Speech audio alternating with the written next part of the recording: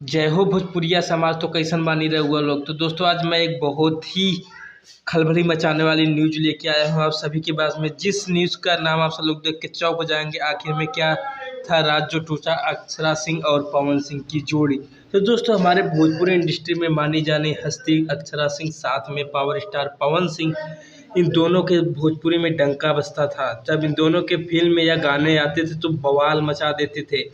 आखिरकार में एक समय ऐसा आया कि इन दोनों की जोड़ियां जो है टूट गई दोस्तों, जिस वजह से आज आप सब लोग देख सकते हैं कि पावर स्टार किस पोजीशन पे है और देखा जाए तो अक्षरा सिंह किस पोजीशन पे है। सब कहते हैं जोड़ियां बनती है टूटने के लिए, मगर दोस्तों ऐसा कुछ भी नहीं है।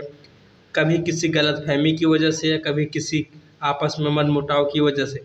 दोस्तों जहाँ तक इंटरव्यू के हिसाब से देखा जाए तो अक्षय सिंह ने कहा था कि वो उनसे शादी करने वाले थे, और जिस दिन उनकी शादी से उन्हें रूम में बंद कर दिया गया था होटल में, जिस वजह से इन दोनों के बीच में आपस में दरार आ गई।